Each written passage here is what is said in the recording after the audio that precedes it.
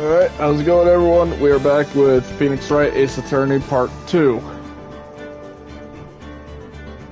And I got Trevor here with me yet again. What's up? Yeah, I'm with the guy who won a match even though it was extra rigged. Yeah, we were playing WWE 2K23 earlier. And I guess on his end, he kicked out of my pin, but the game still counted him 1, 2, 3. So basically, I guess they Montreal screw jobbed him. Even though I'm not Canadian. Trevor. But we're back with Phoenix Wright Ace Attorney. And where we last left off, we got some evidence to bring Miss April May to court. Now we're on part 2 of case 2, where we're actually going to the trial. First we were gathering evidence. Now we're heading to the actual court. So we're on day 2 of episode 2, where we're heading to the trial. September 7th at 10 a.m.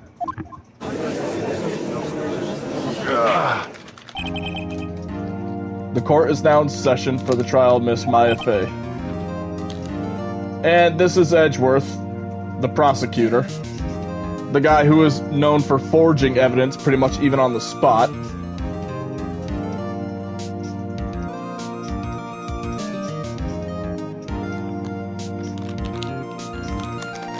So yeah, Trevor, doesn't this guy just look like someone you would trust in court? Nope. You're telling me.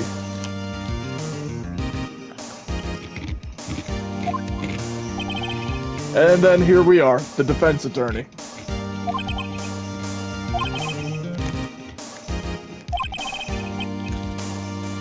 And now he's given the opening statement. The defendant, Miss Maya Fey, was at the scene of the crime. The prosecution has evidence she committed the murder, and we have a witness who saw her do it. Prosecution sees no reason to doubt the facts of the case. Okay. And the first witness, Detective Gumshoe. Oh, good old Dick Gumshoe. So, this idiot.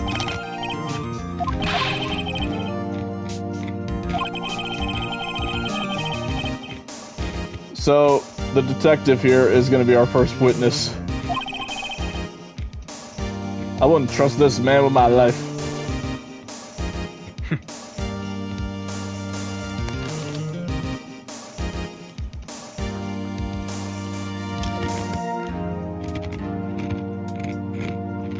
Alright, give me a second, people. I'm just trying to do something.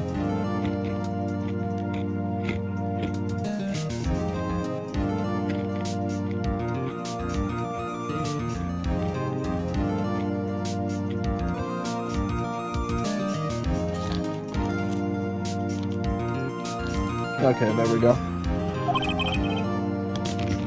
Alright, so he's going to describe for us the details of the murder. So first, like always, we listen to his testimony, and then we gotta do a cross-examination. The body was found by the window here, okay. Cause of death, loss of blood due to being struck by a blunt object. Murder weapon was the statue, aka the thinker, found next to the body. Heavy enough to be a deadly weapon even in a girl's hands. So we got the thinker statue, aka clock, also as evidence yet again. They're still calling it statue. And now we got the floor plans that Detective Gumshoe added as evidence.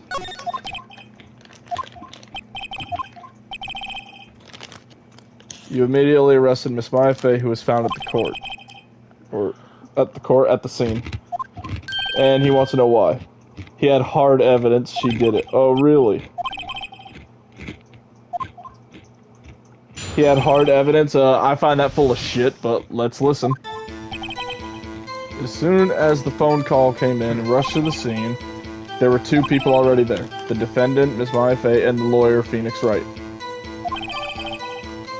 Immediately arrested. That's why we had a witness account describing her. Witness saw Maya Fey at the very moment of the murder.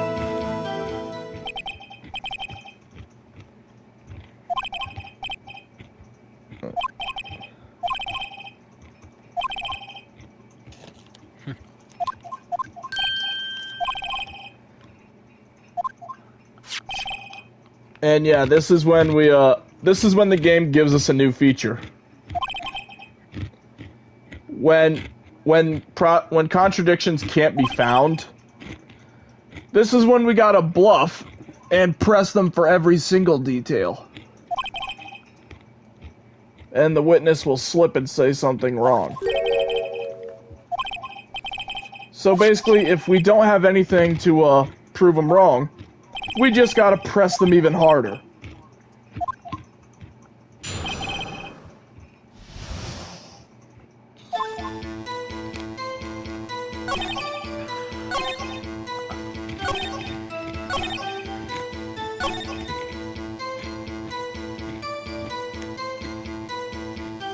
So, saw her at the very moment of the murder. So we don't have evidence of that, but I'm gonna say hold it, cause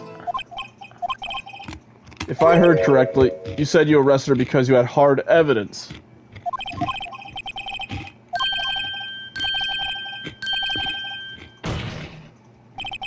So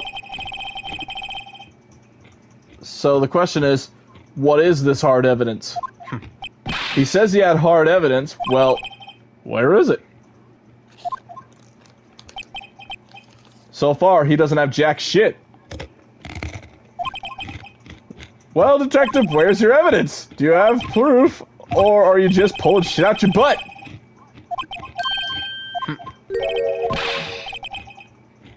Got the order of things mixed up. Oh, yay.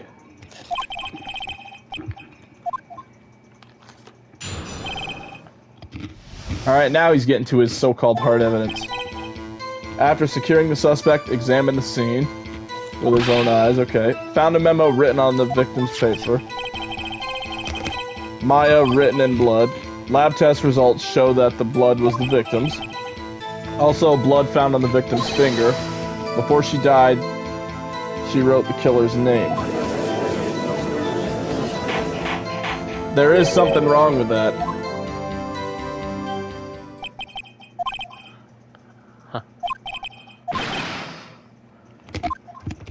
There is something wrong with that. It said before she died, right? Yeah. Well, there is something wrong with that.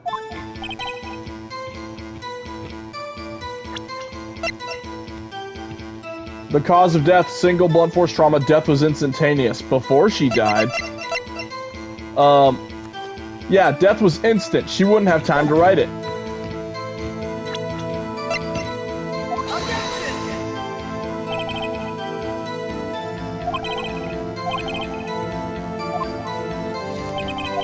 But, as you can see, that's what happens if we lose life. But, all I did there was reveal it too soon. So, let's see. Found a memo. Lab test results. Before she died, she wrote the killer's name. Now, I believe we present it.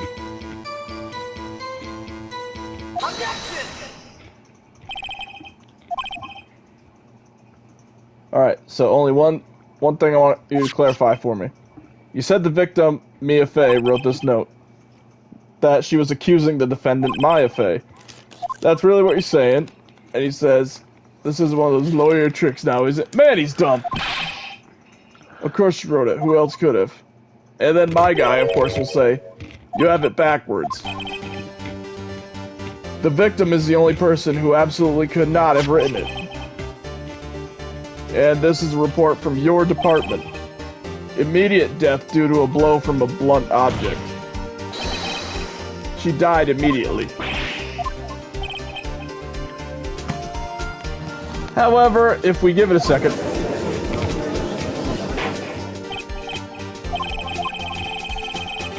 So yeah, someone who died immediately wouldn't have time to write anything down. But we got another objection.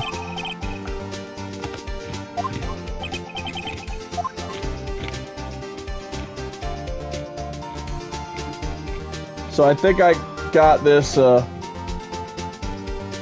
believe I got this the day of the murder?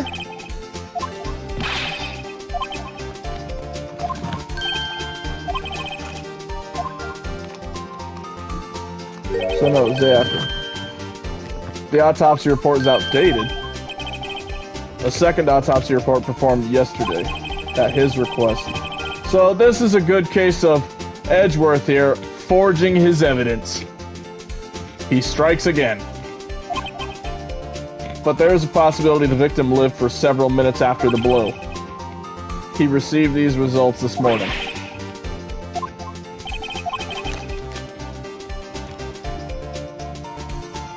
It's quite easy to imagine that the victim did have time to write Maya.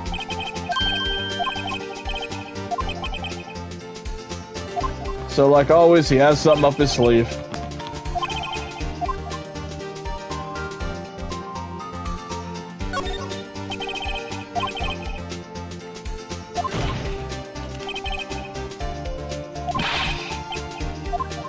But yeah, what reason would he have to write a second autopsy report?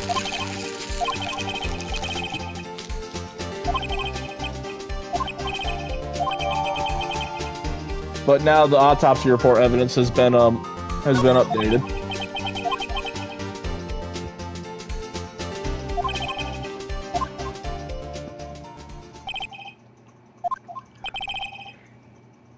Now we call the next witness. So Gumshoe is now gone. Now we're calling Miss April May to the stand, aka the dumbass girl. AKA Belle Delphine. Yep. Knock off.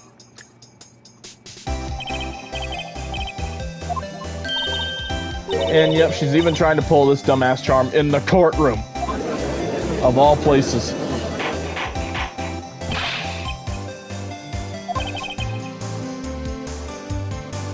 The judge, the witness will refrain from wanton winking. Wow, she's even sad about that. So she's sad she can't be a slut.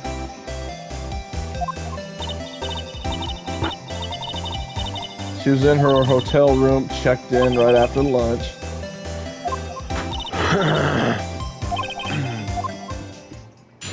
Alright, now we listen to her witness account. 9 at night, looked out the window, saw a woman with long hair being attacked. Attacking her was Mousy Girl? What the hell? Woman dodged to one side and ran away. Last they recall, she was hit and never dodged.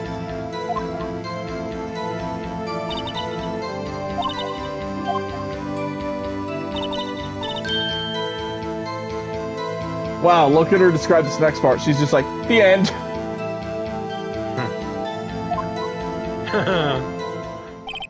Even the judge is like, I'm sick of this shit. Dude, look at the judge. He's like, ugh.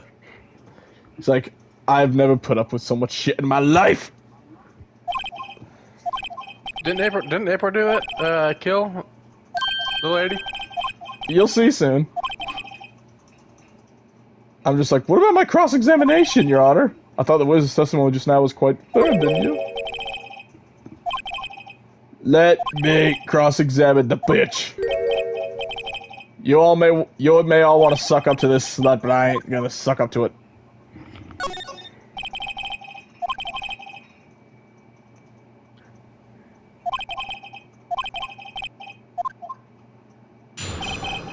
Alright, cross-examination.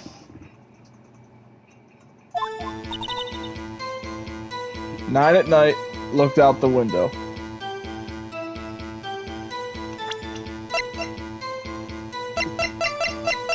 It was like,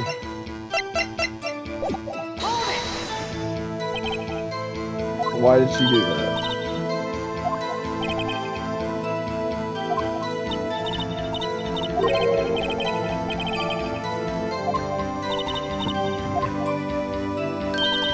Wow, she uses the power of jiggle physics. I have a feeling she's trying to avoid the question. Maybe I should press her a little harder. Nah, back down for now.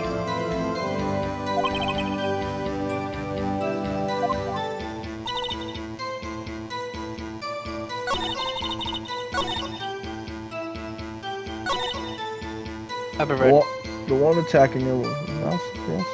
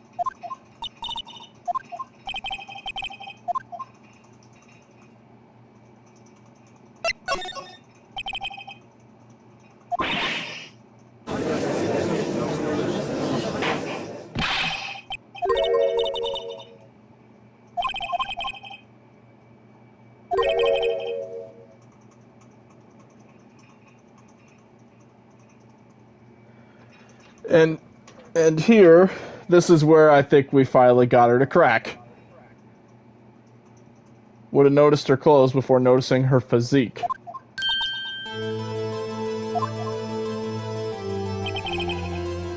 No one wears clothes like this on a daily basis except for Maya. And I'm no expert on fashion, but her hairdo looks far from normal. However, the witness's testimony mentions neither of these things. The testimony's bogus.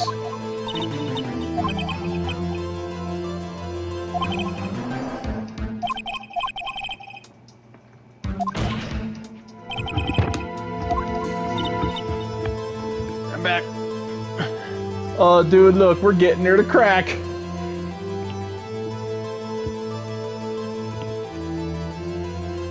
She said she claimed she saw Maya. However, she couldn't even point out one simple fact. Huh. Maya's clothes. She was claiming she saw her physique. She didn't notice Maya's spirit medium clothes at all. And her hairdo. She didn't notice that no one wears those clothes during the day or the night at all. Like, constantly. And the only people that saw them, like, constantly was me and Detective Gumshoe. Saw what you saw. Just didn't think all trifling little details. Of course they're necessary, woman!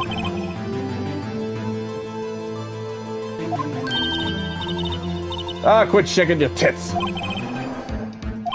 No, please keep going. Alright, so now she has to state everything again.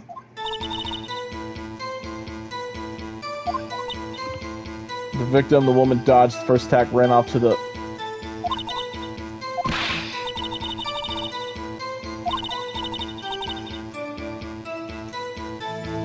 Wait a minute. Didn't you notice something right here?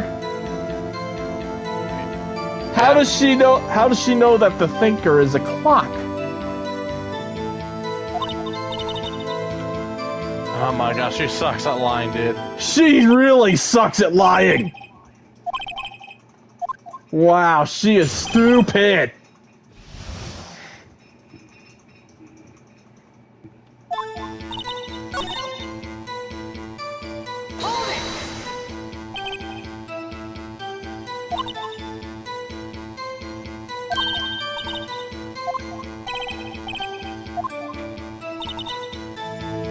The girl in the hippie clothes? Oh god. How convenient for you to remember her hippie clothes. And her hair was done up in a bun. Huh. How convenient for her to remember that.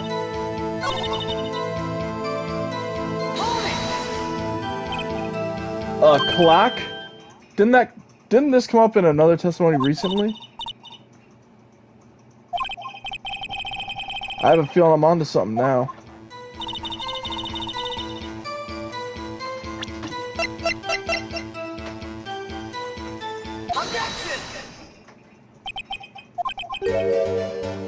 Yeah, what she said was quite revealing, so to speak.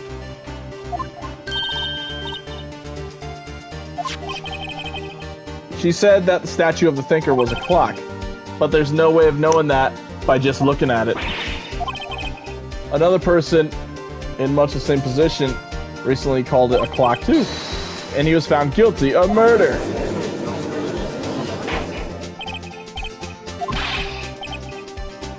So now she needs to explain how she knows it's a clock.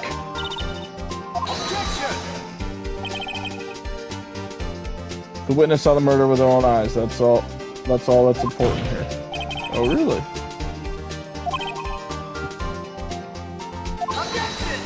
Objection my ass.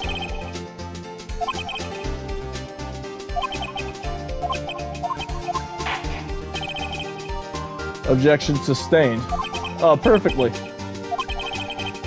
If you stop me there, trial will be over. Answer the damn question. How did you know it was a clock? She heard it, huh? So, she's been there? Heard it from her hotel room, huh?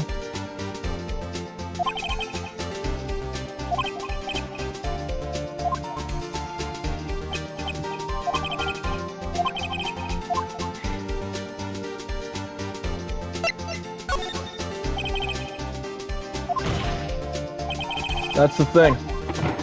The clock couldn't have rang. Because the clock's empty. I remember what Mia and Maya said on their phone. The clockwork is missing. Remember, before Mia died, she took out the clockwork.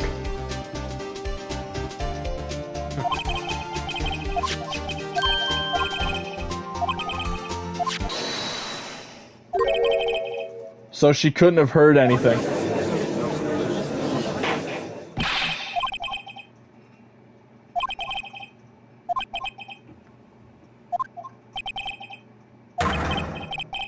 She's a big, fat liar. And she flips out at the word fat.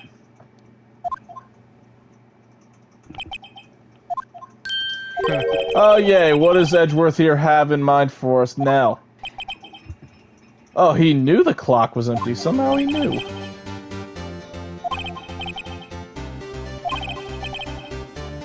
When was the clockwork removed? If it was after the witness heard the clock, then there is no contradiction.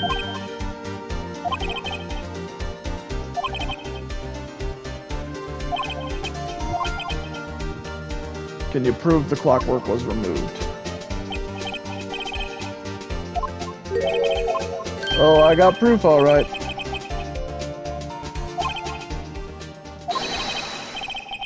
And now I'll show him the proof.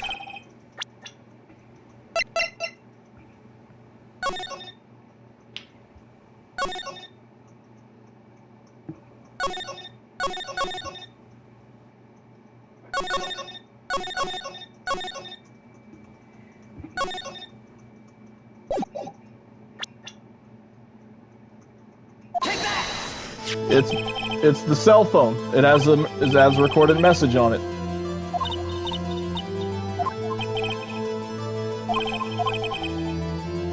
So this is, I believe, Maya's cell phone. This is the evidence that has the recorded message saying when the clockwork was removed.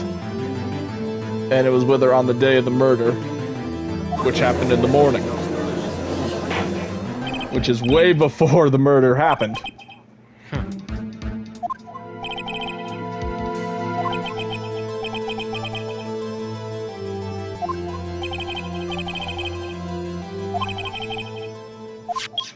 So let's do the conversation, shall we? So you just want me to hold on to the thinker for you then? If you could. I should probably tell you the clock isn't talking right now. It's not working. That's lame. I had to take the clockwork out, sorry. And that happened September 5th, 9:27 a.m. I believe this makes it clear the clockwork was already gone by the time this was recorded. Which was well before the witness even arrived at her hotel. Would you care to explain this to the court? How did you know the weapon was a clock?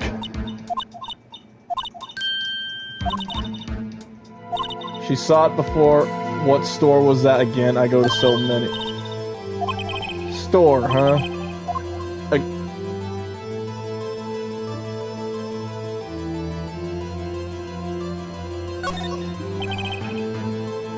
She claims she's seen it before. contradicts a piece of evidence already submitted. Beat the answer out of her. Shut up!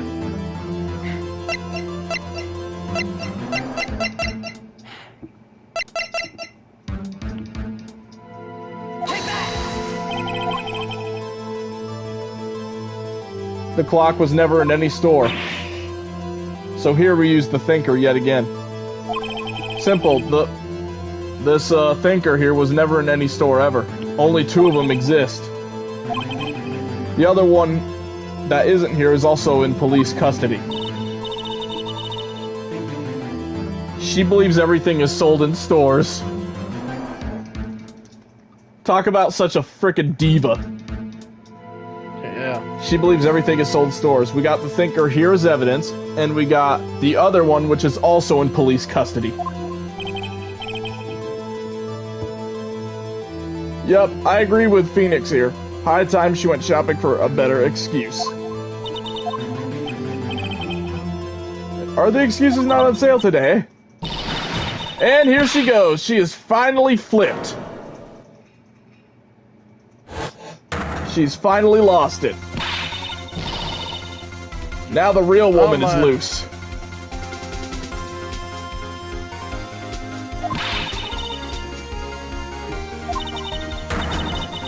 Oh my gosh, she was Super Saiyan. That's pretty much what she did. So now they're all seeing she's not really such a beautiful woman anymore. She's pretty much Satan. And yeah, look at that. She just switched right back. Yeah, you lost it for a good second there. Look at my guy after that. Look at Phoenix after that. He's just like, what the fuck? He's like, wow. How did she know the weapon was a clock? Yeah, she would definitely not be on my side.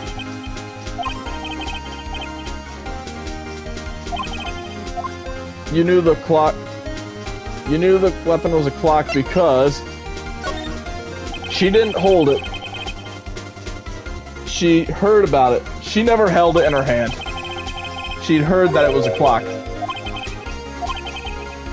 There's no other way she could have known. AKA, Miss April May is not our killer. And I got proof.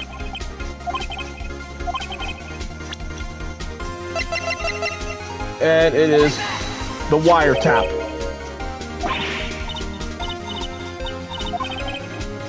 It was found in her room.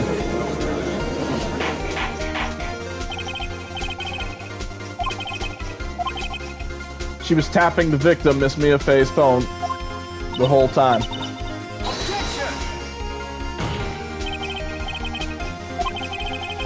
He's trying to say this is irrelevant, so his objection's overruled.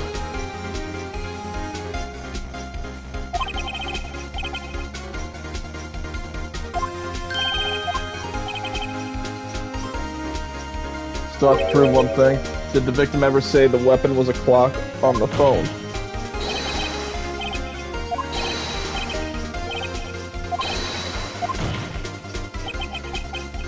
And here's the proof. The proof that the victim said on the phone that the weapon was a clock.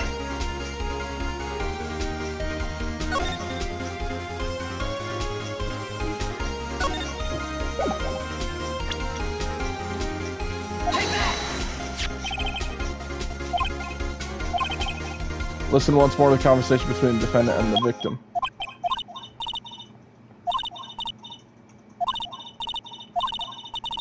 It's a clock. Made to look like that statue, the thinker. It tells you the time.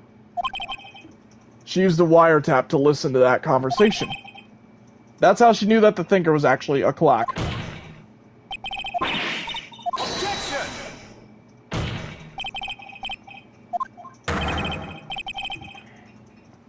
Look at her face. Does she seem amused to you?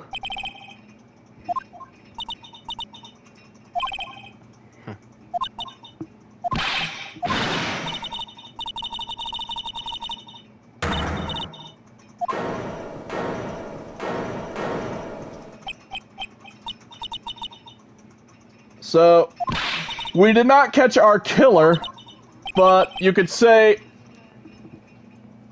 now we know she didn't do it. Just why the wiretap? She's not our killer. If anything, she is an accomplice.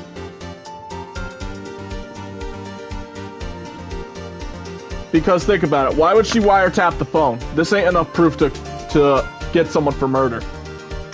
Yeah. And plus, she was all the way back over at the place by the time we found the body. That would be quite the run. So, even though she's an accomplice or part of this case, it's definitely safe to say she's innocent. She committed a crime, yes, but she is definitely innocent of murder.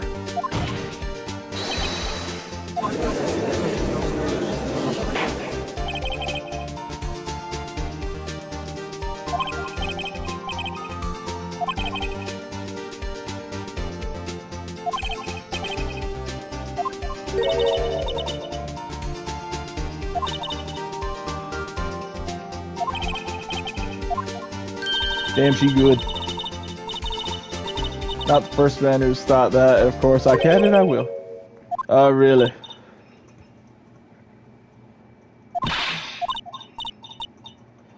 The killing happened around 9 at night. That's just when I was getting room service from that sweet bellboy. Okay.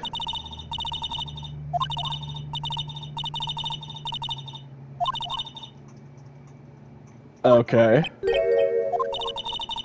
Alright, quit checking them tits! No, keep going.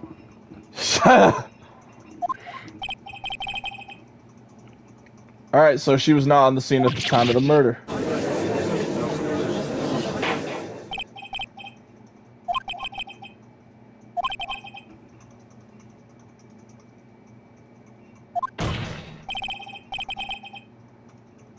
So that's a separate crime, no bearing on the current case whatsoever. Her testimony does stand. She saw the defendant. She claims that she does claim that she saw Maife commit murder.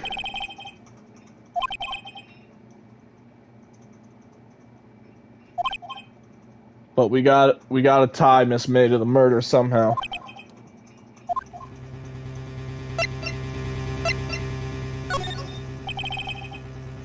So we're gonna call the bellboy in as a witness.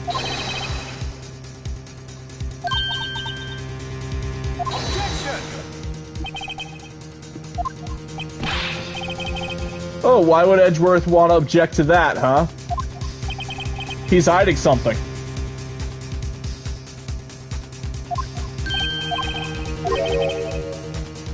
If he agrees to one condition, he'll consent to calling the witness. Oh, really? If Miss April May's alibi is not called into question after you examine the bellboy, then you will recognize Miss April May was not the killer. Thus, she's innocent. Ay, ay, ay.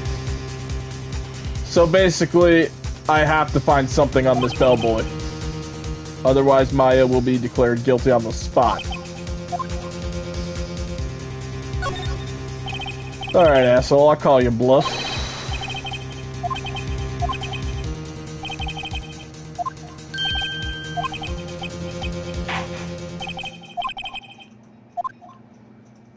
So, now we're calling the bellboy in here.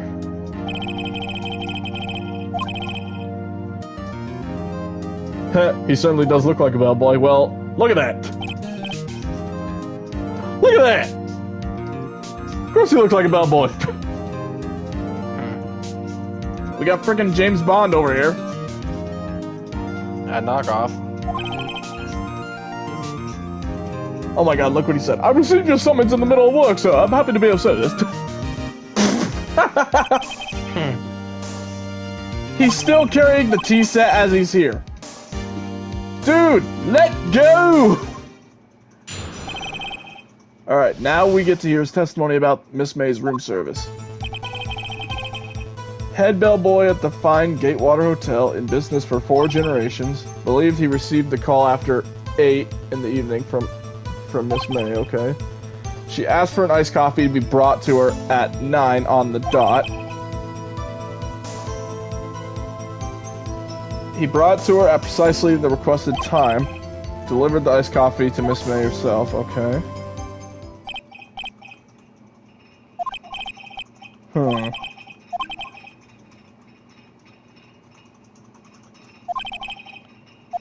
So we have to prove Miss May was somehow involved. And the bellboy.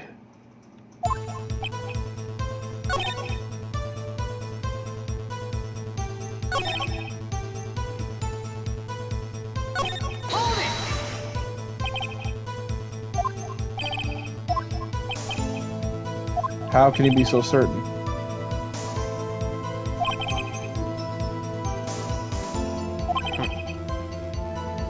He saw them.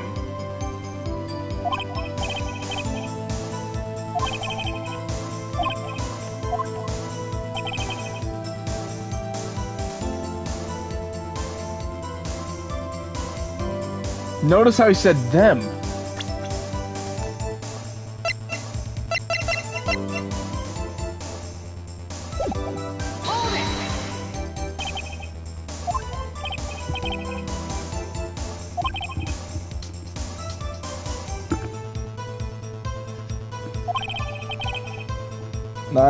Nine, the time of the murder.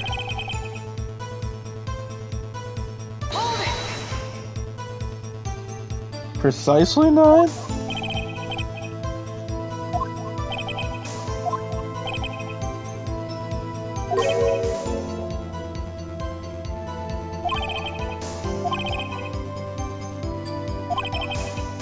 Why would she be so particular about the time? Yes, indeed.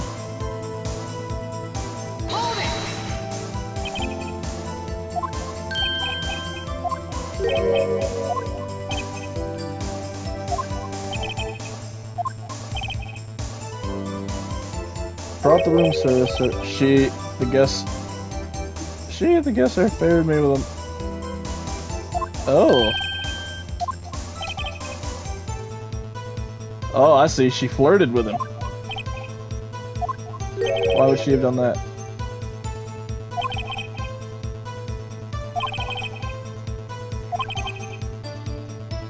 Up to something, wanted the bellboy to remember her.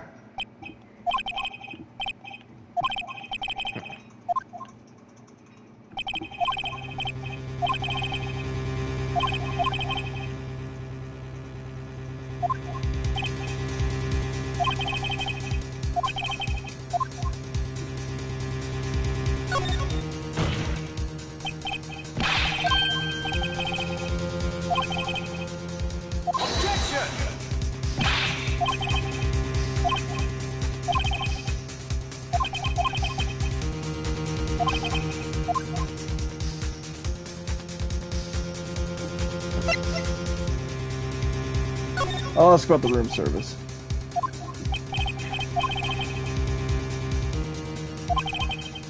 The guest had requested iced coffee, $18. $18? Doesn't that seem a bit... Yeah, isn't $18 a bit expensive for a room service for one person? Yeah. Yeah. For 2? What did he say?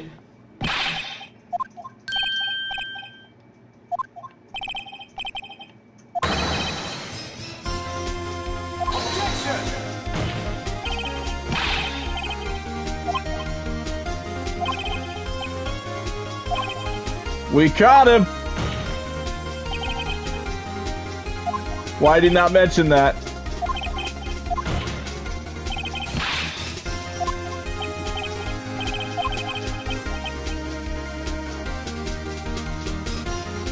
He didn't mention it because Edgeworth didn't want him to.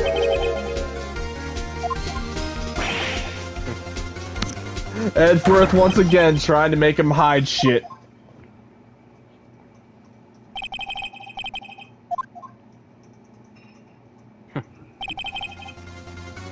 She checked into a twin room with a man.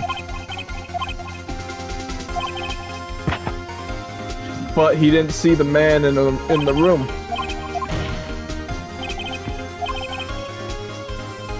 So we just learned another person involved who may have been the murderer.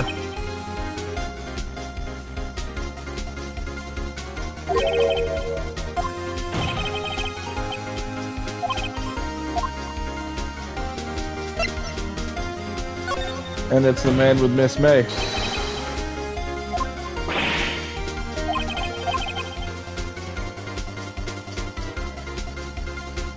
So, Miss April May was only tapping the victim's phone. But Miss May herself, she does have an alibi for the time of the murder. So Miss May is innocent. She's only guilty of wiretapping. But it does not clear the man that was with her. So, the bellboy didn't see anybody in the room at the time of the murder.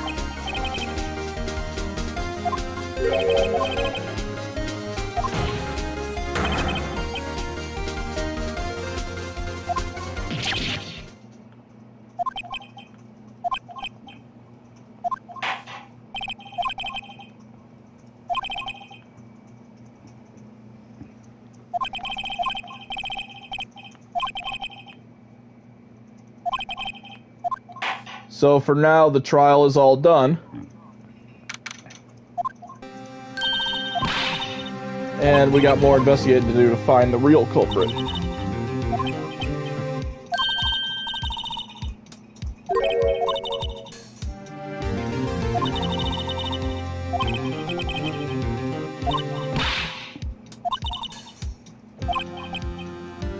have to go home. Sorry, girl, but you're going back to prison for now.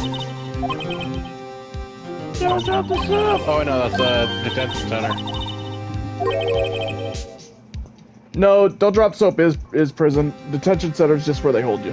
Got it mixed up. Oops.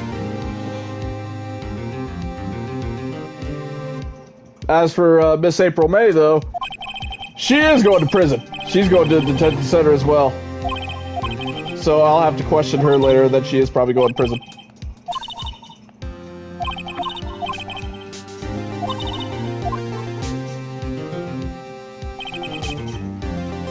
And now we got April May's testimony. It might come in handy during the trial, but don't even know. It's probably all lies.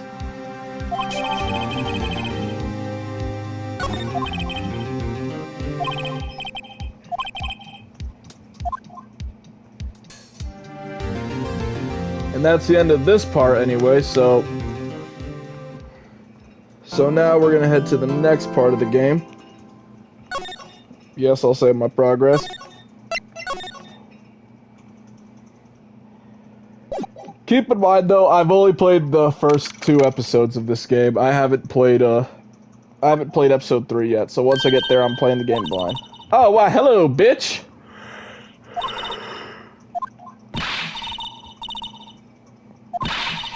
Wow, she just goes to me and goes, I hope you die!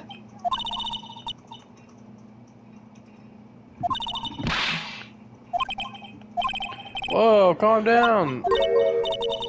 I literally just say to her, please, you're scaring the security guard.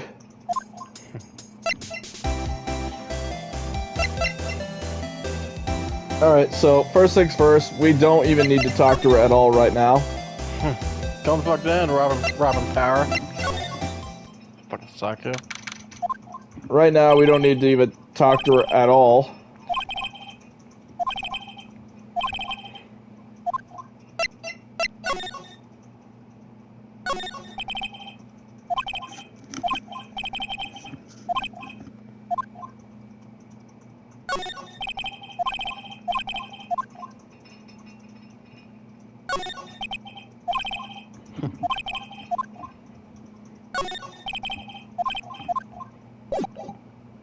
So I think the first place we want to move is back to the Gatewater Hotel.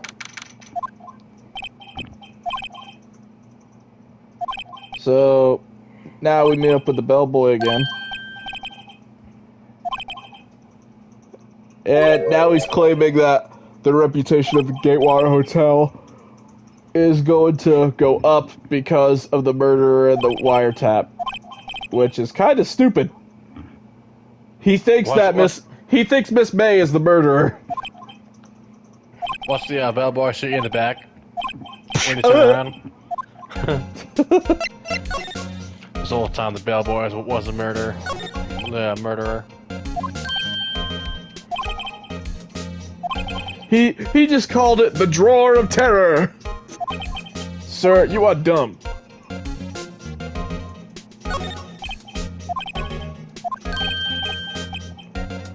Plan to install a telescope in the, oh my, just $5 a view to a kill. Oh my god, the James Bond reference. But look at his eye, I'd say he was more than serious. Alright, so we're just going to talk to him.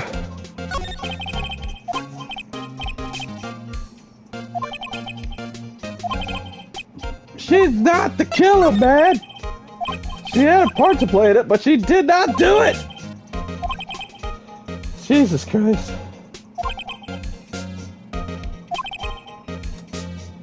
If you have a photo of that man, alright, so basically, if we have a photo of the supposed man that did this, he could identify him. He wants to call this the Gateway Hotel Murder Manor. God damn it.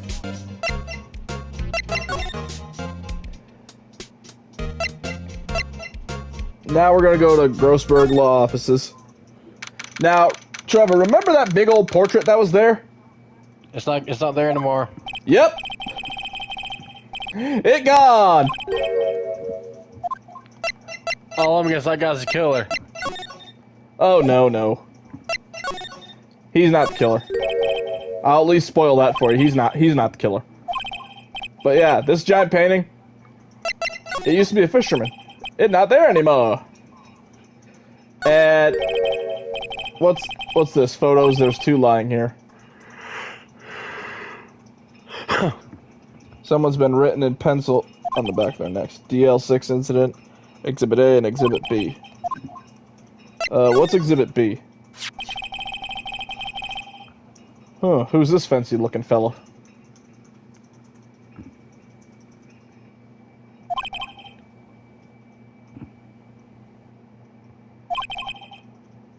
Looks like a fuck boy. He really does. So I'm gonna take that for now. Look at Exhibit A. Actually, I'm gonna come back for that. Now we're gonna go back to the Gatewater Hotel. Now let's present this to the bellboy. Hey, sir, take a look at this. That's him.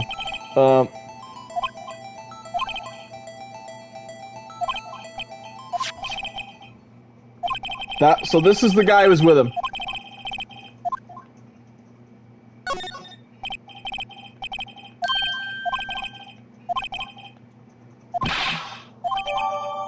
So, this is the guy who was with Miss May.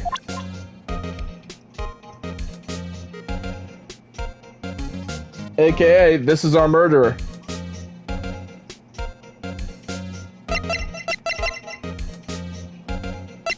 And thanks to the bellboy, he even confirmed that this is our dude. So, thank you, bellboy.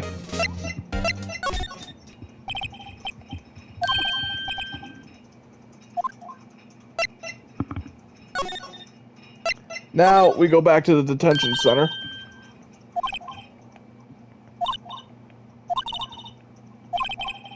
I got something, so we need proof from Miss May. Now we have something that'll make her talk. This picture of this asshole. Hey, remember this dude? Got you now, asshole. This is him, isn't it?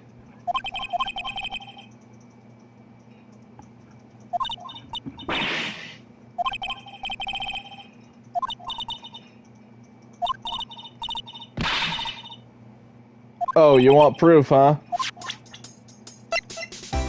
How about the good old bellboy ratting you out?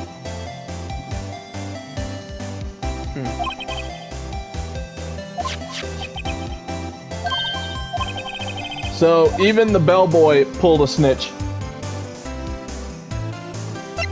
You know what? I'm gonna push you hard, bitch.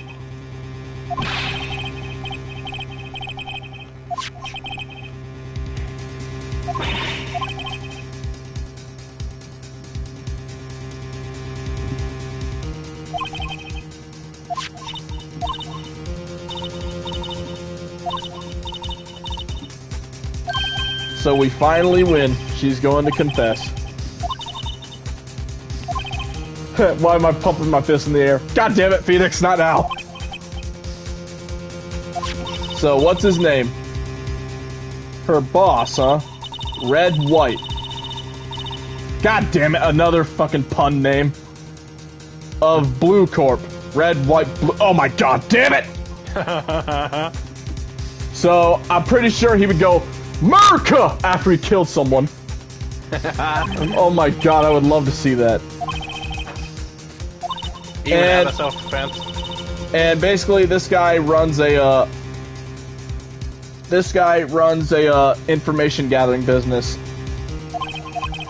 or basically, as people in movies would call it, blackmail. So this guy runs a blackmail business. Basically, if you need information, he's the guy to get it.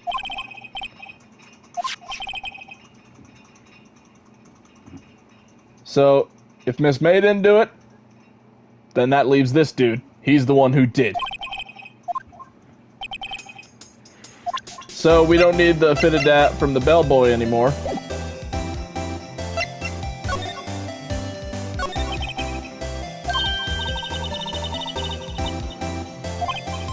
But now we could probably get more info from this woman here now that she's finally able to talk.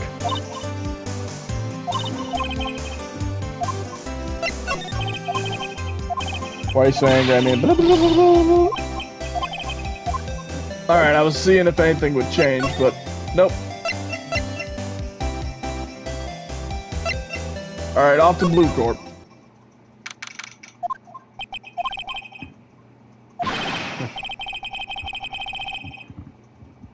Welcome, please furnish me with the title of your personage. What the hell? Wow.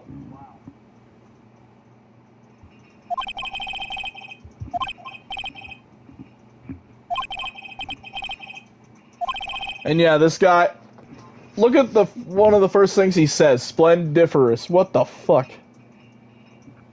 Jesus fucking Christ. You telling me? Giantesque vocabulary. You didn't intimidate me with it. You're making my brain have a fart here, dude. My brain hurts. Yes. And yeah, look what's right behind him. It's that painting. He stole it. You know, corporate expansion official. My business dealings bring me into contact with the elite of the elite. Blah, blah, blah. Wordily challenged. Hey, I'm not mentally handicapped.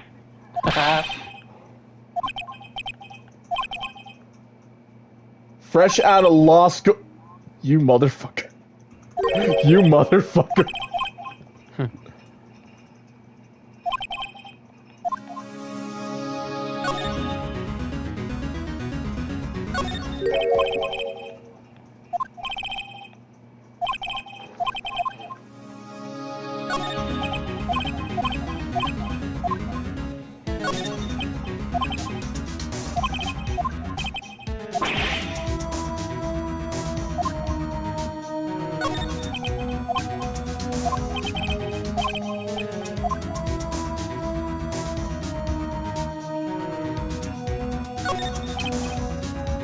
The top floor of a 20-story building? Oh my god. Phoenix, don't go too close to there. He might kick you out of it. He might, this is Sparta, your ass.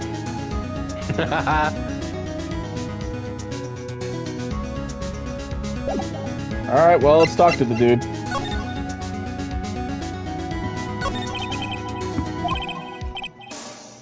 She's Secretariat? Oh my, just say secretary, dude! So,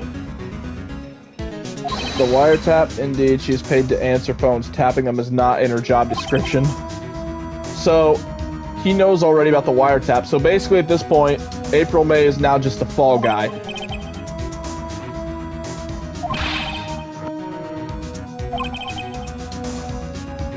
So, yep, he's trying to turn Miss May into a scapegoat now. Actually, Michael, you say fall woman.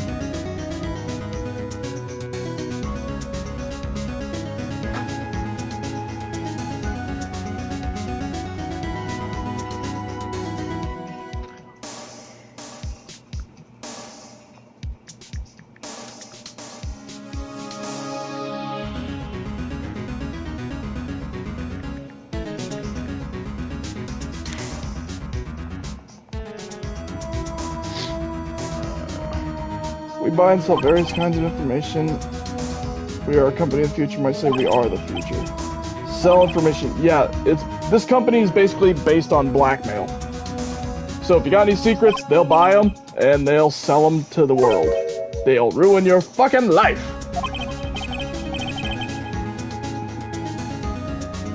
So for a guy named Red White, your favorite color is blue. Fantabulous. Oh my god. I'm gonna have a stroke.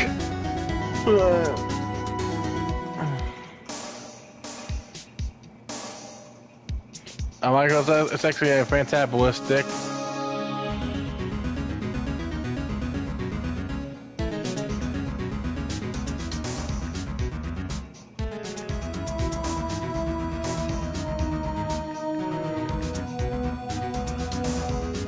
You want to quit and adjust them with your eyes, dude? Alright.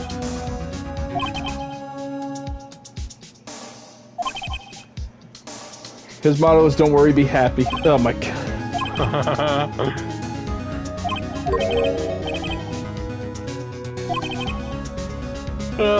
If you want me to speak, put me on the witness stand, although I doubt you'd be capable of doing that. He raises a good question, actually. Why didn't the prosecution call him as a witness? He should have seen the same thing as April May. The police, the courts, for me, they are mere toys, playthings for my... So, yeah, basically, this guy's got courtrooms and police in his pocket. He's that dangerous. He's one of those rich corporate assholes.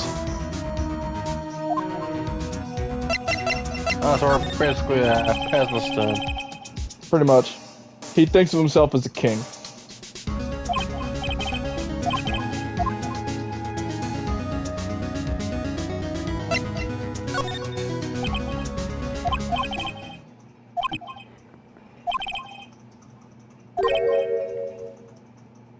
And now we're asking him why is the painting on his wall?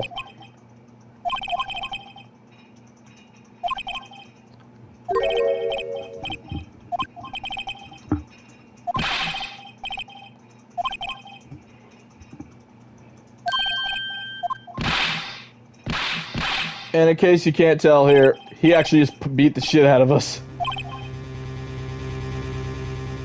He's trying to pretty much tell us if we charge him with any charges, that he's automatically going to be found not guilty. The police, the courts, they all do his bidding.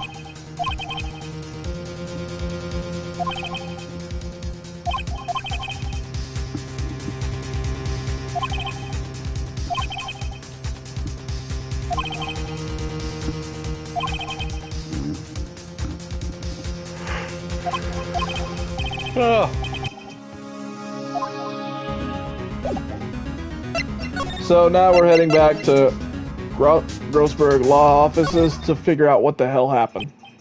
Hey, fat boy.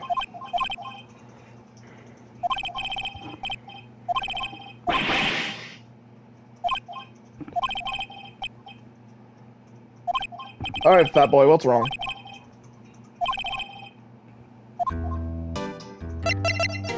Alright, first things first, we're done with this, so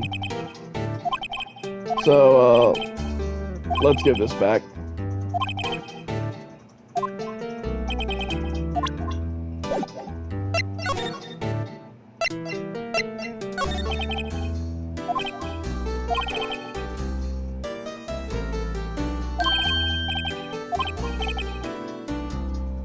Shut the fuck up, Trevor!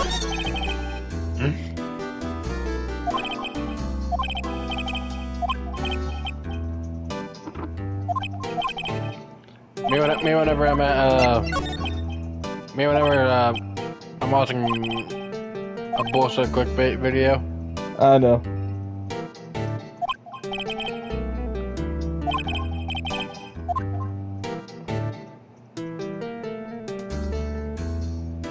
Alright, now we're gonna talk to him about the big painting.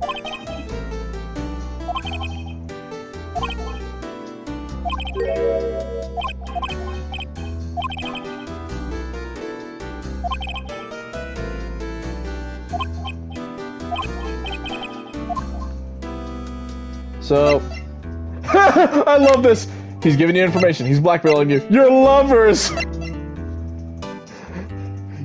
Yes, you're gay lovers. No, he's blackmailing you.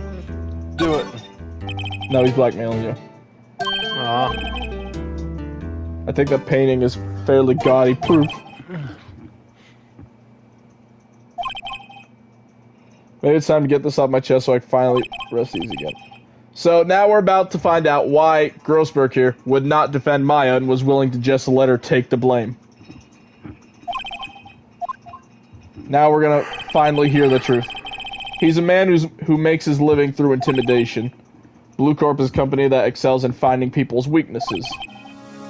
He's been paying him for 15 years. All because of the DL6 incident. The name on the back of the photographs. As we suspected, he could not stand in defense of Maya because of it. White would have destroyed him if he did.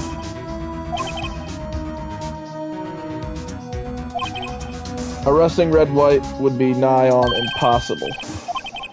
He has information on everyone that gives him an iron grip. He owns judges, attorneys, prosecutors, police, and politicians. They're bound, unable to do harm to themselves and therefore to him.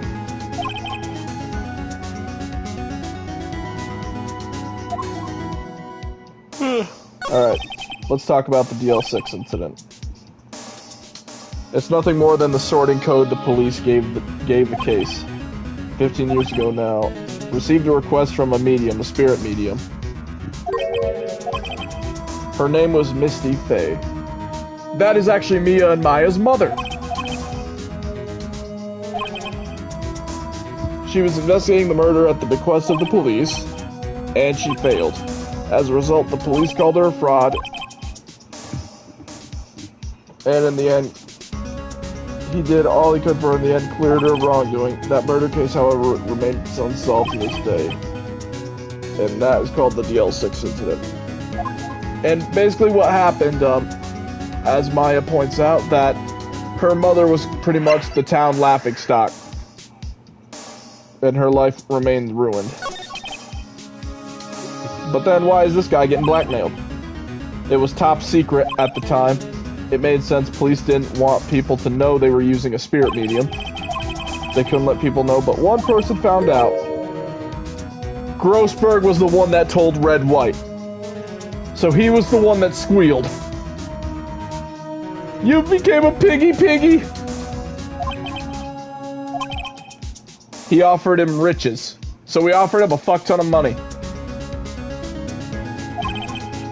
Because he talked, the police were mocked far and wide. In secret, they began looking for the one who sold them out. So in secret, they started looking for the person who snitched. And they didn't know it was Grossberg. White heard about it, and he came to Grossberg. Only this time, the offer was then blackmail. White controls the laws of the country as he sees fit. And basically, if we still challenge him, have a close look at Mia's office. She followed his every move for years. She may have recorded something of what she found. Alright. So now we gotta find proof that will allow us to take Red White to court. Without him being able to just throw us in jail for no reason.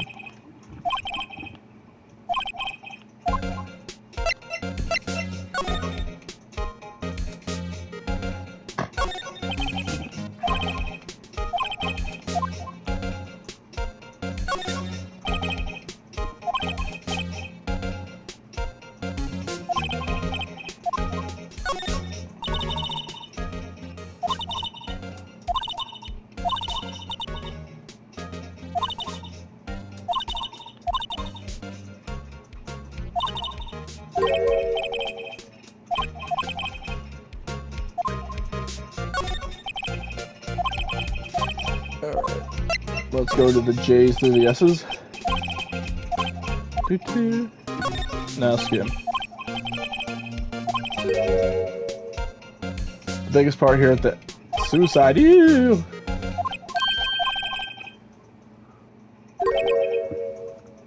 It's Mia's handwriting. Mia thought he was involved in these suicides. White drove them all to kill themselves. So White drove all these people to kill themselves. And we can take these newspaper clippings and find the most disturbing one. Article about a politician suicide. The word White is written in pencil at the top.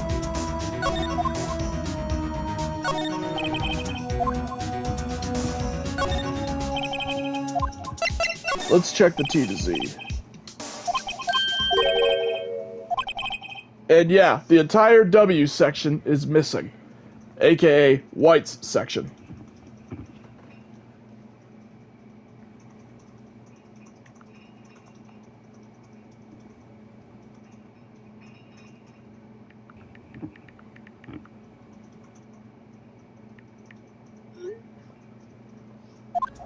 So that's the reason I think that White killed Mia.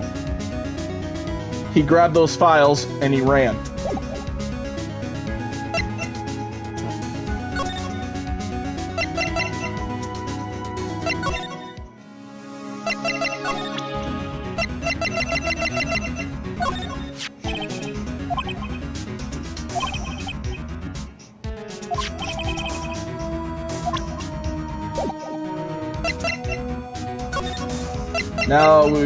Now I believe we go back to Blue Corp, because we're going to challenge this asshole.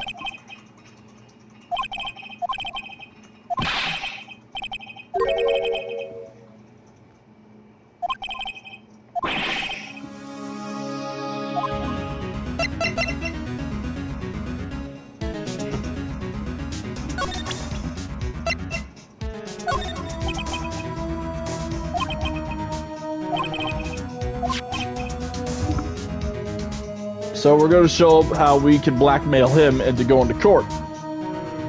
The suicide of a politician. Embezzling secret government funds. And then one day, word got leaked to the press. Very next day, he took his own life. And found it in Mia's office. She had a file filled with articles like this. Every one of them was labeled with a single word. White.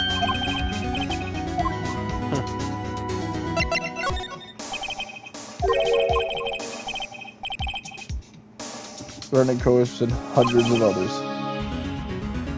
Involved in all the suicide cases that Mia investigated. The company is built on blackmail.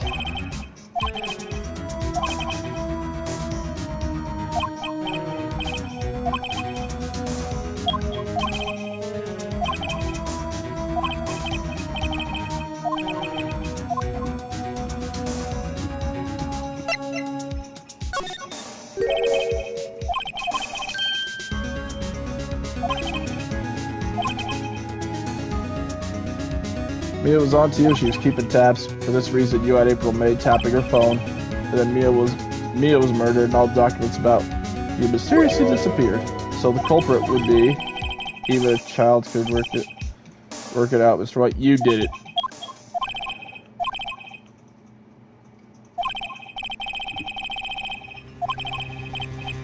So now he knows that I caught him, which means he's going to court with me.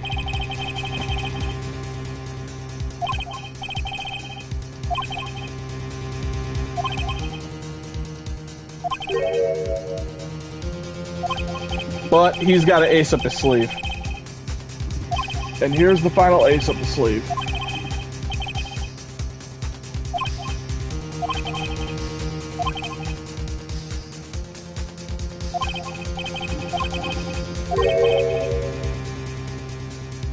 He is now saying, we are the killer.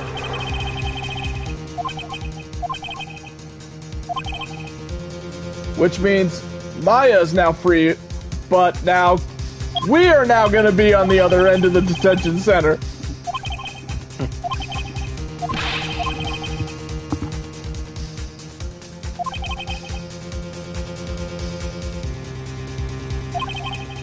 So, we are now gonna have to play the role as, oh, and look who's arresting us.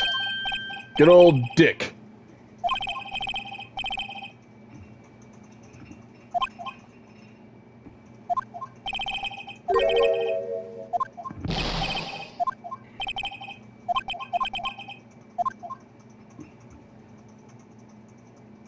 So tomorrow we gotta plead our own case.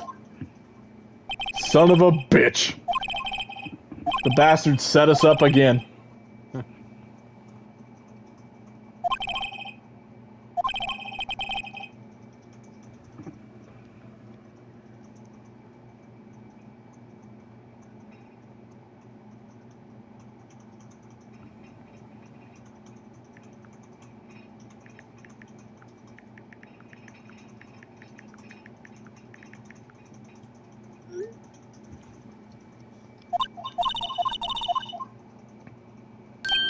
So we freed Maya, but now I'm on the other side of the prison bars.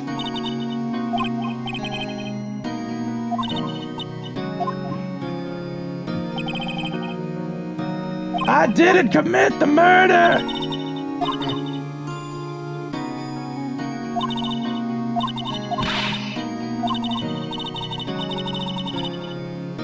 Man, look at that face.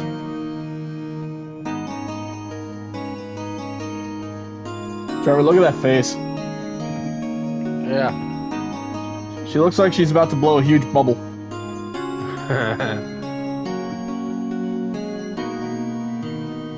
She's just like...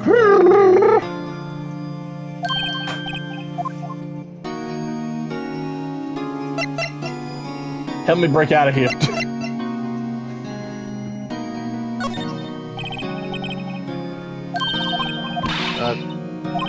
Do you have a cake with a file on it?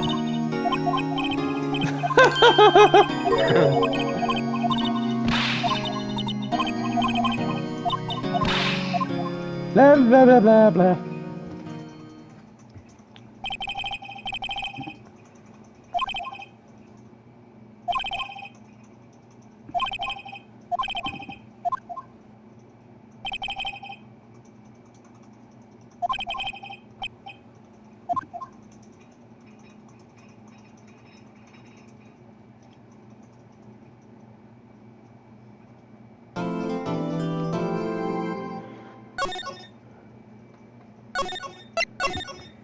So yep, this time we're finally taking him on.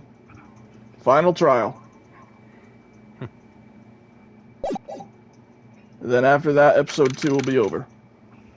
9:52 a.m. District Court, Defendant Lobby number 1 at September 9th.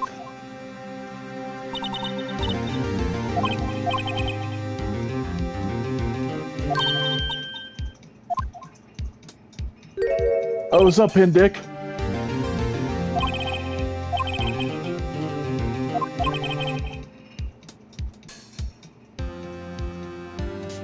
Bitch, he lying!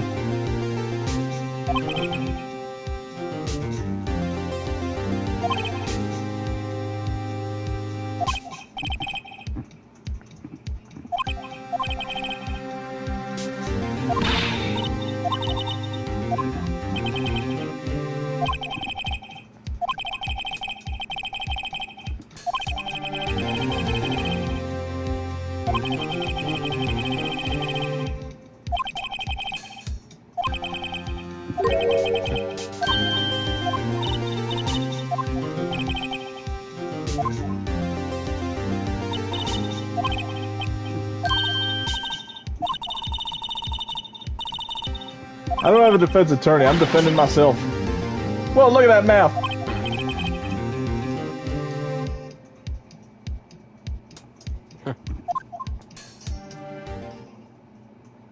I don't need no defense. I am the defense.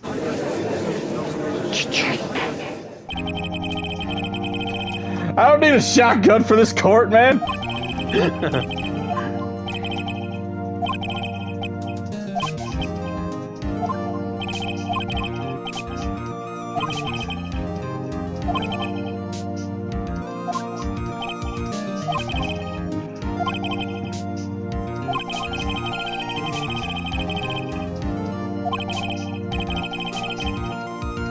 It's like he already knows what.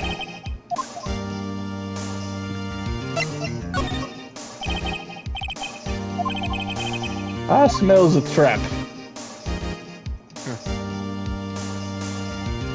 Hey, what's up, Pin Dick?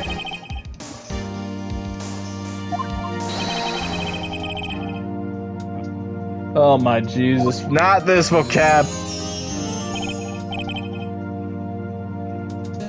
I think we know he's already shiny enough.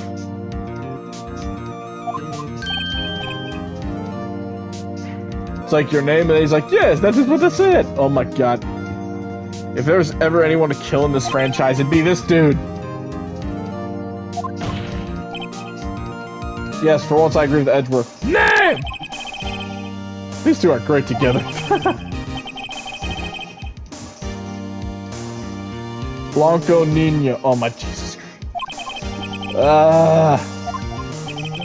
Make it stop.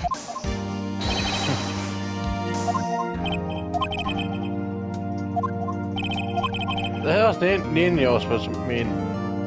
Well, see, red, white. So Blanco, I think, is red. Nino would be white.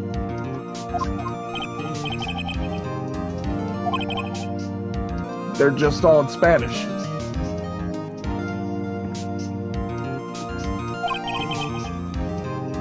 One Roja mean red. I think so, actually, but Blanco Nino, though. I know their colors in Spanish.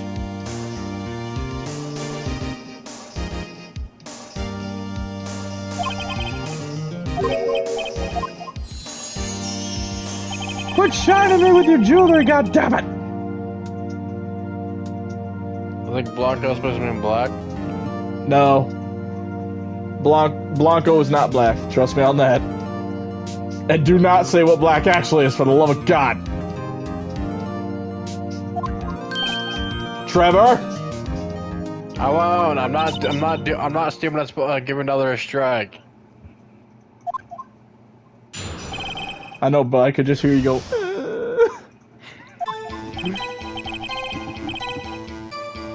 It was about, let's see, it was about 9 o'clock, I believe. I was quietly crucifying her. That's reading to you. Some papers by the window. Then I heard a bedlam coming from outside. Surprised, I turned to look at the building across the way. It was then I saw him, a spiky-haired woman.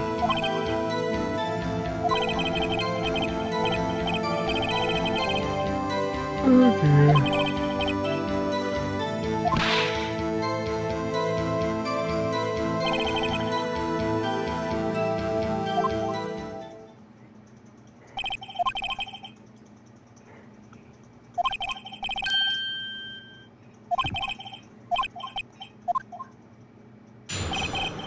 Wow, these guys are just wanting to make me guilty, aren't they, assholes?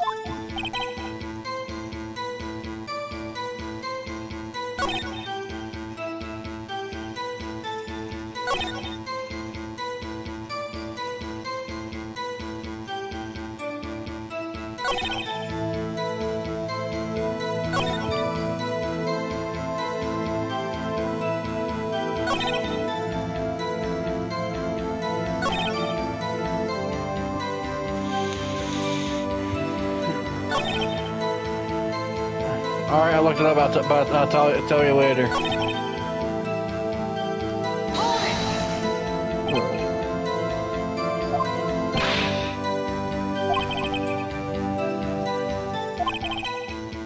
Hey, Michael? Yeah, I heard you. Alright.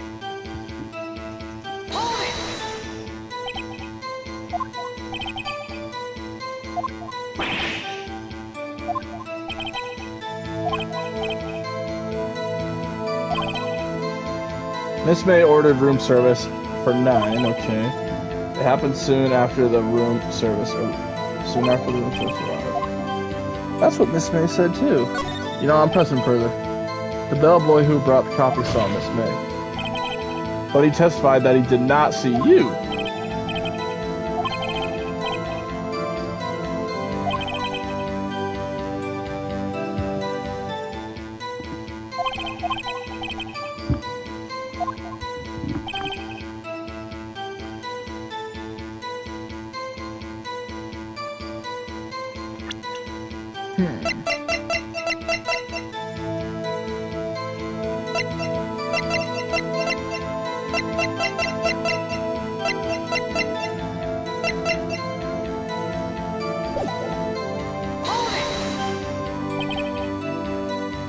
By window, do you mean the one directly across from him?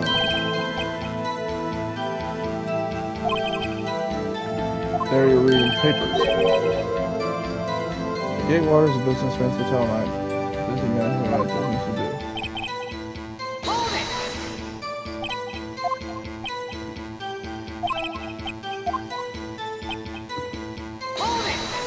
Okay.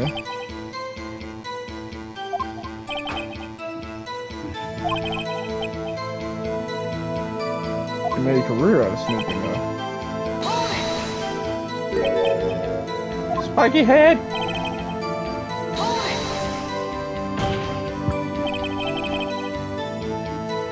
What you just said directly conflicts with Miss May's testimony. She clearly stated that the assailant looked like a girl. And what is your eyesight? Of course, his eyesight is that. Counting both eyes, 40. Don't add them together. Who says the judge on?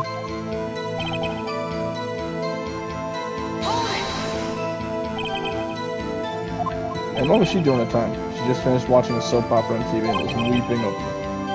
Did you know that she had been tapping the Fae off his phone?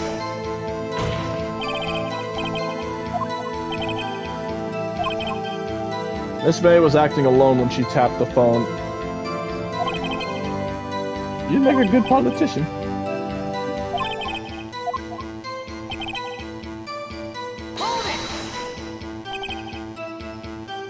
Can you do it? I think it's worth knowing exactly what happened. The victim was attacked and ran to the left.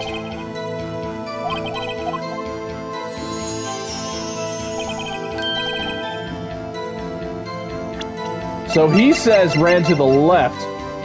Look what Miss May's testimony said. Said that the victim dodged and ran to the right.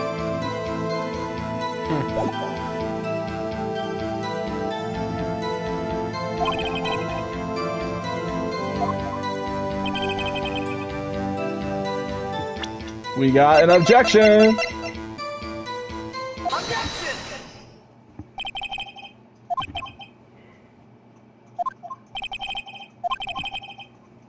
So he said the victim ran to the left, but it contradicts Miss May's testimony.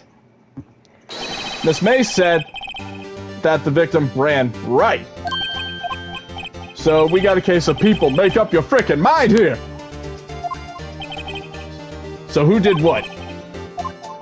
And we gotta look at the floor plans here that were given to us by Gumshoe. The killer is there. The victim is here. If the victim ran to the left, she would have been running away from the door.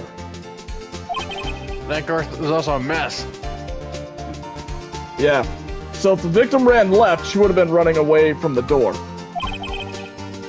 If she ran right, as Miss May said, she would have been going towards the door. Odd, huh?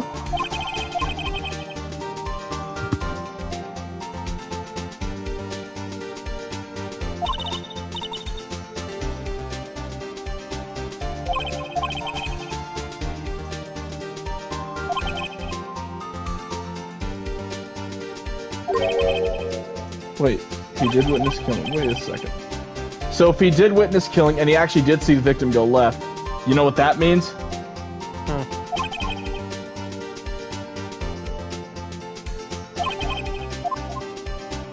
Miss May was actually right.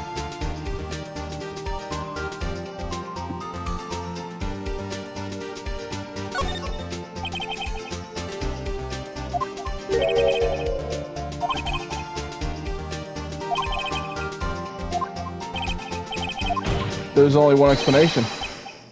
The witness was not viewing the crime from the hotel. It means he's the killer!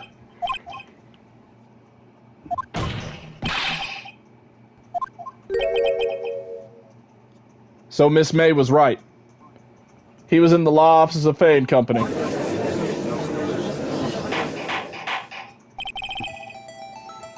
More specifically, he was standing here.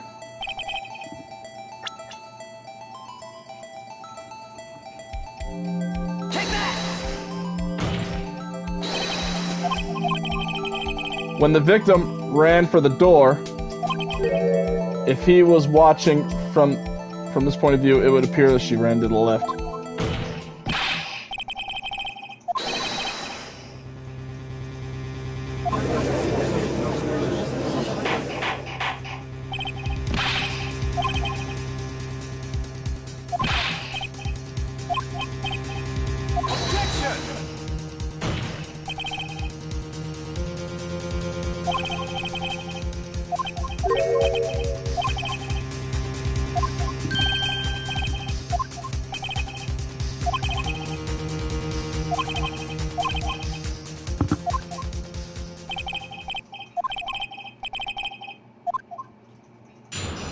Alright. Now he's still sticking to his claim of running to the left. She first ran to the left, and then hit savagely. Okay. Next, with the last restraint, ran to the right and delivered a final blow. I already see something there. Hit her twice. That is a big gaping hole. That's a gaping hole. She was only hit once. She was only hit once.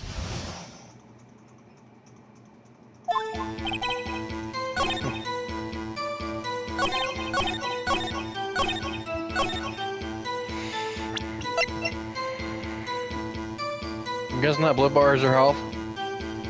Yeah, the blue bar is the health. That's how many chances I got to prove him wrong. If I fuck up too many times, it's a guilty verdict. Objection! The victim died from a single blow, not two.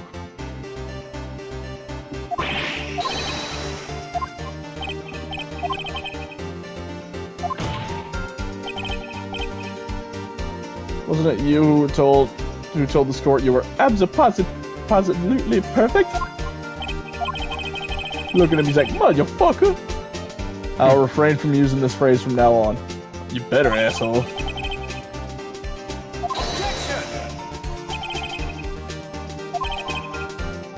Request for a 10-minute break. Objection, asshole. He's confused because he's lying. I request there be no break. And yeah, look, now I got the audience on my side.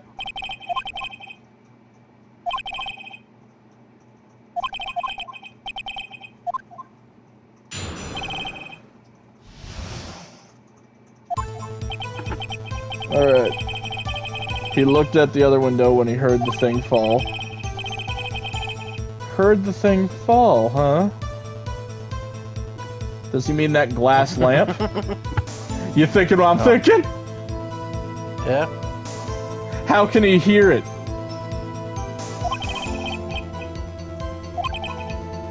And she dodged.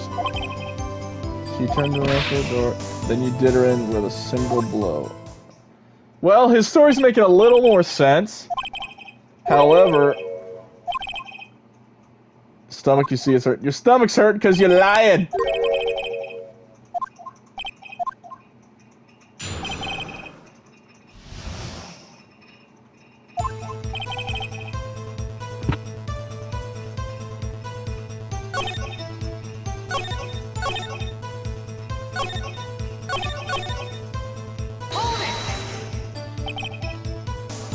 What exactly was that thing?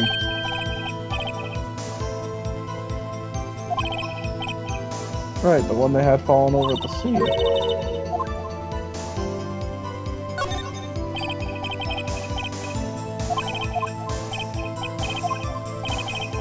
You're saying you saw the glass light stand, huh? Change your testimony to reflect that.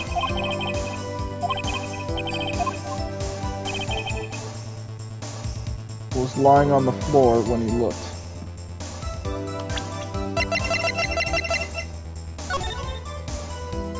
Well, if we look here at the floor plans, the light stand couldn't have even been envisioned. So, objection. It was impossible for him to see it. If we look on the floor plans,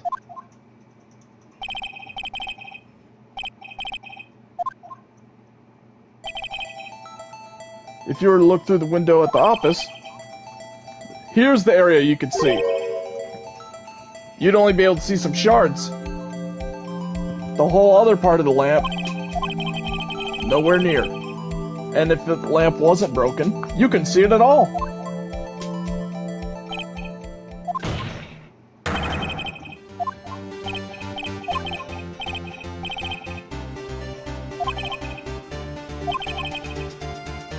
So if he was in the Gatewater Hotel as he claimed, he could not have seen the stand before it even fell over. In fact, he wouldn't have been able to see it after it fell either.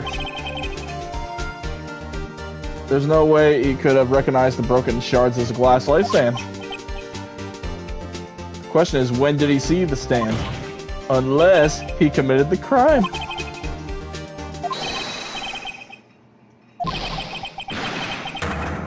Oh, we're getting him to snap.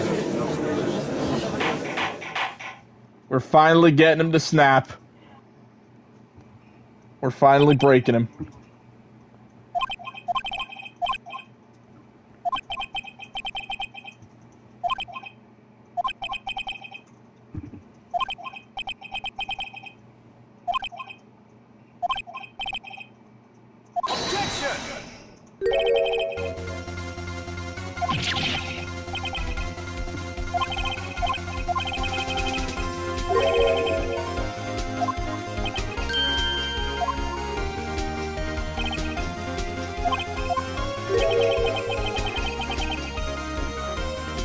Now he's trying to say that the wiretap wasn't Miss May at all, that it was him.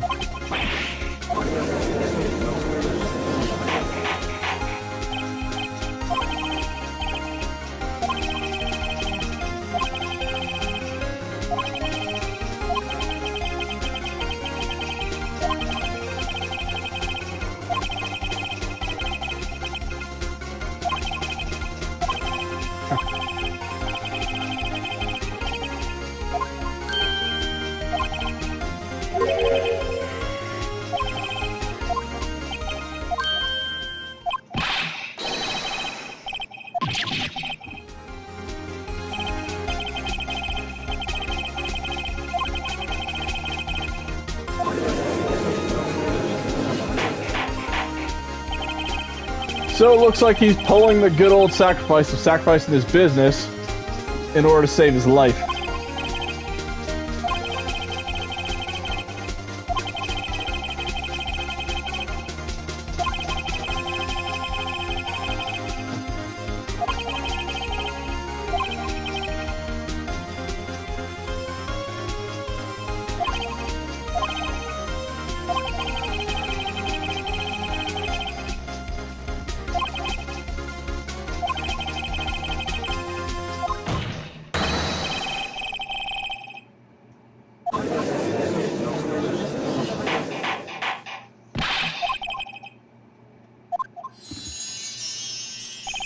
Motherfucker!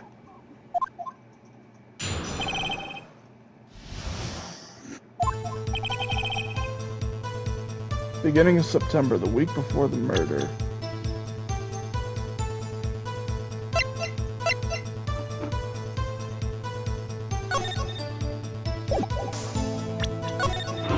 Oh, god damn it.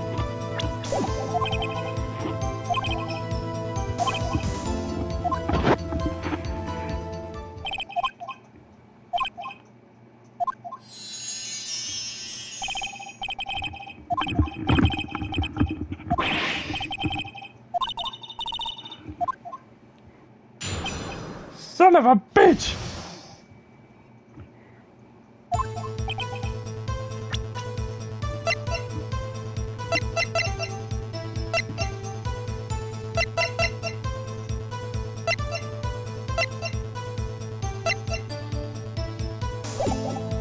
Hold it!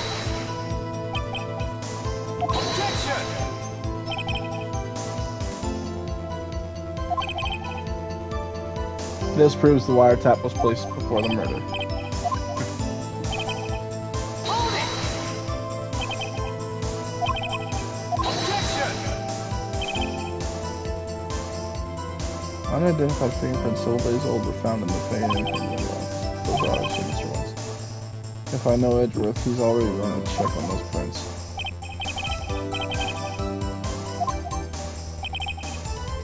Hold it! Objection!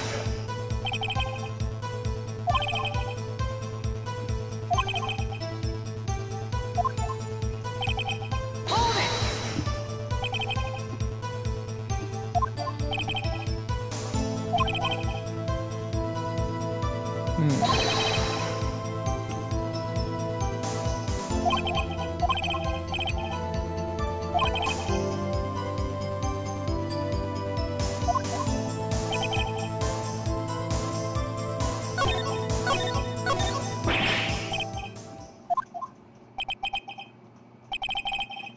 Well, shit. Well, at this point, now we just gotta go through another cutscene. By the way, Trevor, you ready for Maya to get one hell of a makeover? Yeah. Give me a minute. Let me just,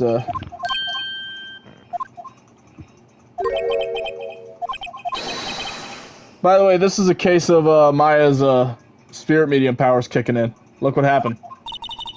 What the hell? Mia, you're back from the dead!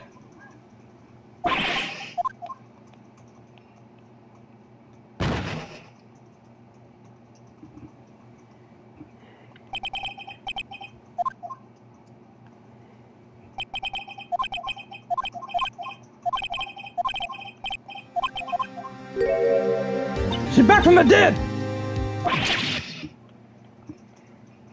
Did I pass out again?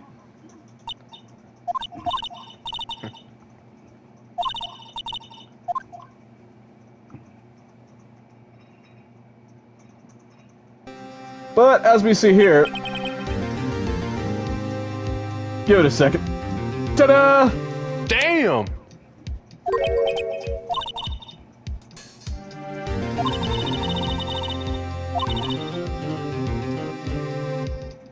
So this was pretty much enough of a shock for Maya's true powers to finally awaken.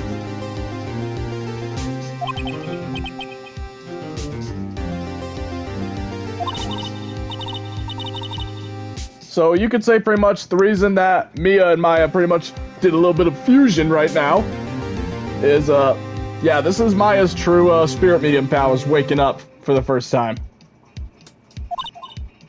For the moment, they're one and the same. Alright, I just had to check the time really quick. This is where we get the one bit of crucial evidence that we need. Remember that bloody Maya receipt? Yeah. Well, little do we know, Red White actually wrote this.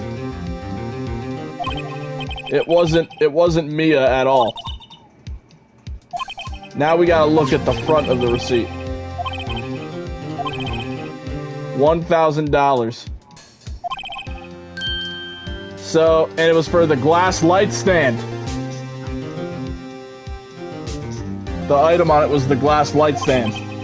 Date of purchase September 4th, the day before the murder.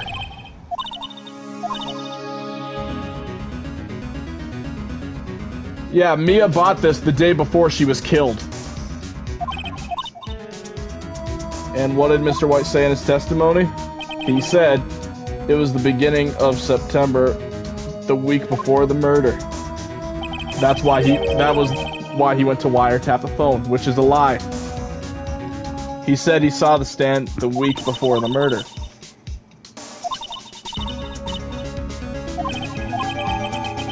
So now we got what we need to pretty much put Mr. White in his grave. Hey guys, I'm back.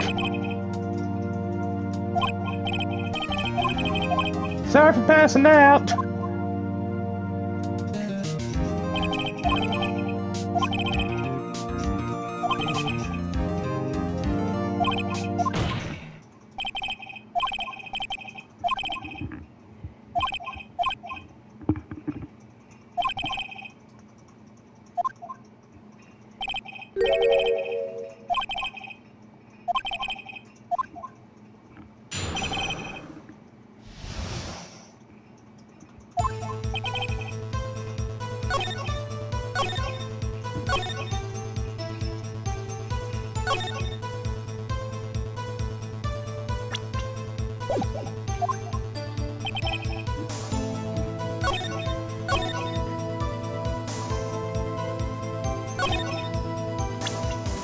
Alright, now for the receipt.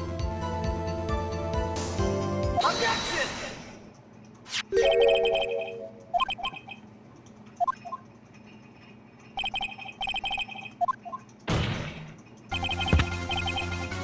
Now the other side of the receipt.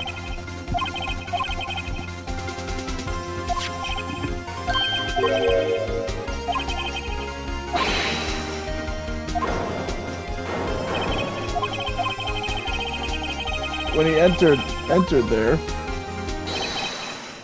the stand could not have been there. Yep, he lost it.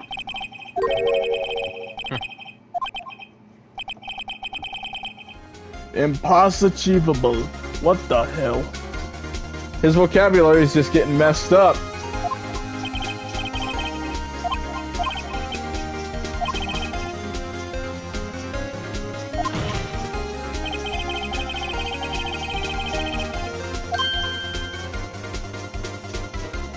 Can't judge me guilty on this one. I'm waiting for Edgeworth to just say objection.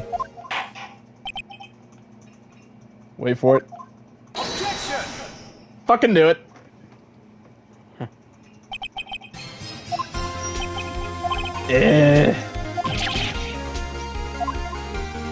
What is it, dumbass?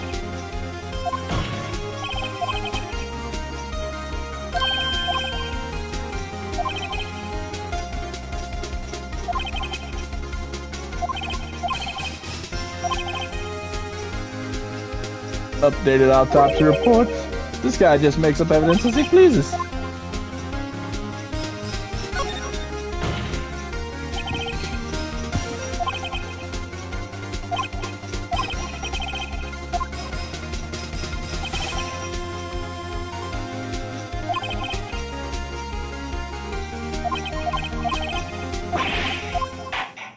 Motherfucker!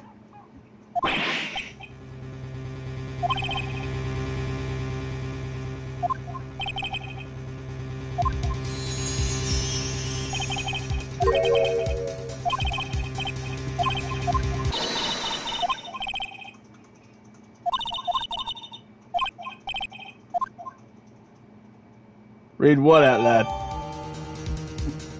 Oh!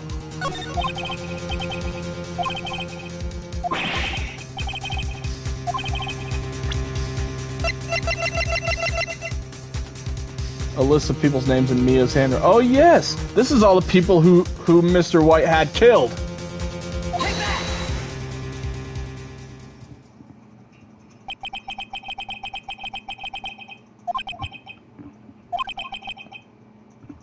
People in finance, famous celebrities. And this is where we finally get to see Mr. White lose it.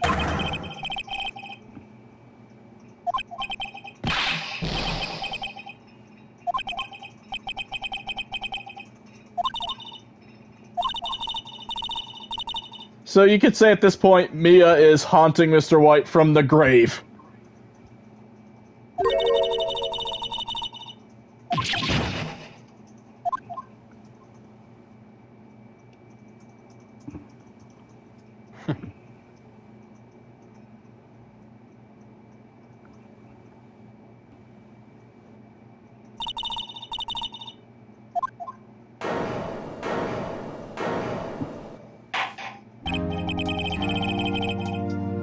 Well, I know what Edgeworth is thinking.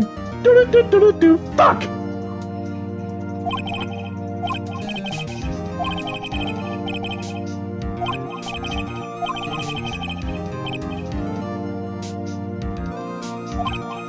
If only you knew how spirited it was.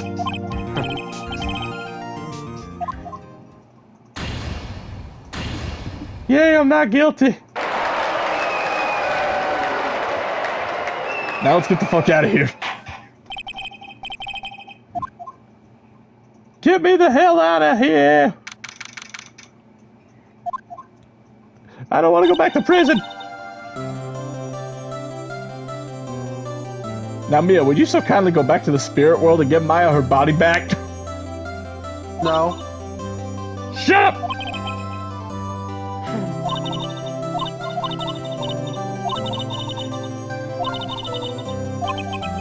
As long as you live, but you're dead!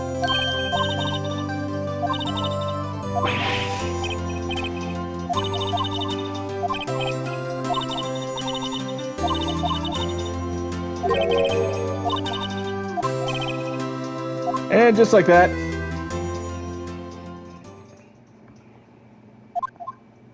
And just like that, she's gone for now.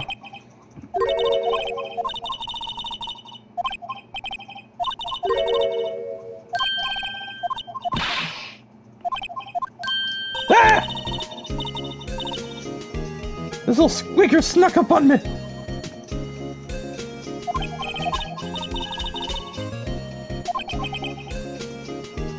Look like your sister, you were her, goddammit!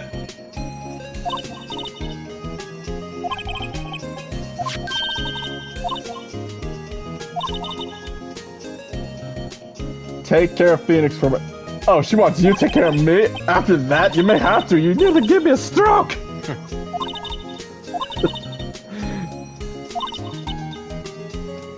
Well, yep, after that, now I'm the owner of the company.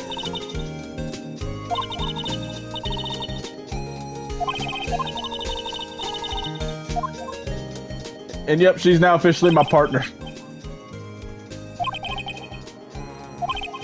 Shut up.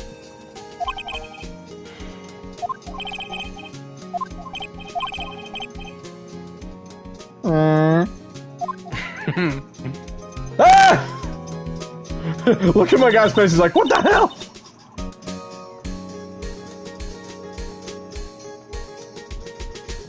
Well, one thing's for sure, I don't think he'll ever get used to communicating with the dead. You'll always be here watching.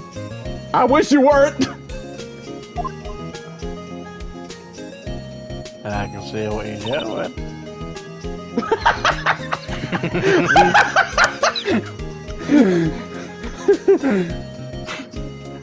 That moment, she just peeks in going, hi, what you doing? It's like, wow, what the hell? Well, while I'm looking at porn as well. Hi, what you doing? Ah!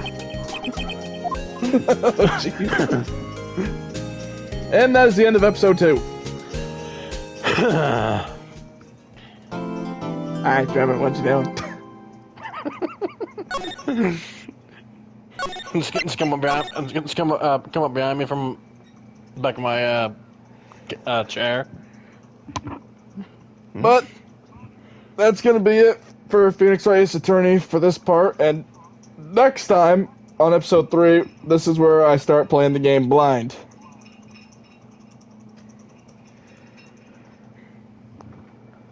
So, thank you guys for watching. If you want to see what Trevor's up to on his channel, you can just go to his channel, Zombie Slayer Gaming. He's currently working on Spider-Man. And you can also check out all the other video games that he has finished. I'm also currently working on Zombie Army 4 alongside with him in that game. We're doing co-op. But once I'm done this series, or at least the first game of this series, then I'll try to go back to Zombie Army 4. But until then, hope you guys have a great night, and we'll see you guys soon.